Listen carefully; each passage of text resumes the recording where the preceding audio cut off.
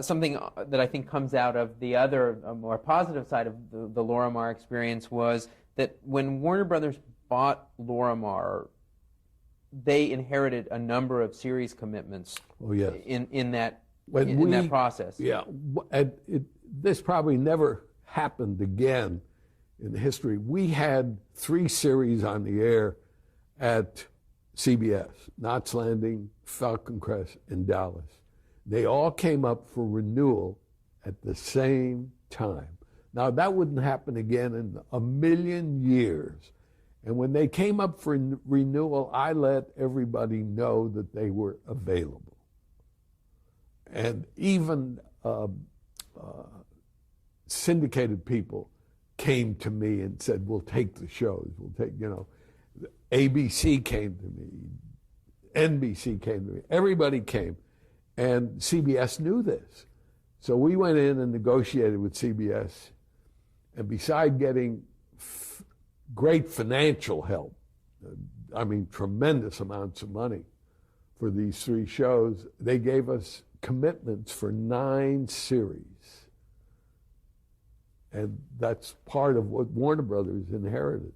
That may have even paved the way for a lot of the series that are on the air today. Of course. And certainly, when you look at that experience and what ER did more recently with their renegotiation, that's right. I suppose that they didn't completely learn, although that's right. We went at it, it was just 9 series we got commitments for. Today, in this particular market, one of the things that's happening is the networks are trying to own more and more of their programming to avoid this. Well, at that time, the government was there, and that was the only time to be in business, because we owned everything, and they got the program and they paid for it. And you had the leverage. And we had the leverage. And, those days are gone. Today you want a show on the air, they got to own it. They got to own a piece of it. When you left Lorimar, you moved on and became chairman and chief executive of MGM UA. How did you make that move? How did that come about? Well, Kerkorian had been after me.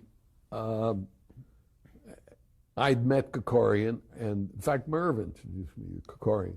And so I got to know him, and he was after me, and I couldn't, when we had telepictures, they insisted that I enter into a 5-year contract with the company because I was the company as far as they were concerned.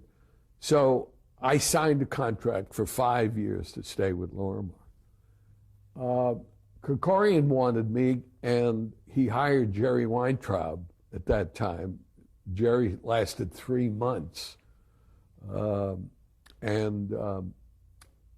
couldn't go because I had signed the contract. Finally, he came back after me again, and I went to Merv and I said, look, I've got this contract. We haven't been getting along. We have nothing but problems. I'd like to leave. Why don't you let me out of the contract? And he said, fine, I won't stand in your way. I wish you well and everything else. So then I went over to MGM UA, and Merv promptly sued MGM UA for getting me out of the contract.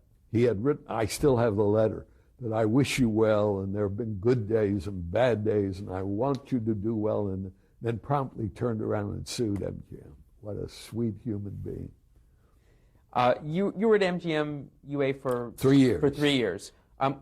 Why was that a decision that you had made? You wanted to work for a particular period of time, or no circumstances? My contract was up, and Kirk was in the midst of selling the company, and that was one of the reasons I left, because here we were building the company. When I got there, they had a share of the market of 1.9%. When I left, we had 14.5%. And that was the only time the company was making money in that period of time, because we had Moonstruck, Fish Called Wanda, Rain Man. I mean, we had a whole Baby Boom. We had a whole raft of hits that came at that particular time. And then I discovered while we were working, I was working my ass off. I really was working hard. I was learning. It was something brand new for me. We built a television division in the heat of the night, 30-something. And I discovered he was outselling the company while we were working and building the assets. And I said, I don't need this, forget it. So I left. Did you have specific goals when you went into the company of, for instance, building the company? I think the only goals I had was to get them out of the quagmire they were in. I mean, they had nothing. And nothing was working. Alan Ladd Jr. was running the MGM area, and Tony Thermopolis was running the UA area.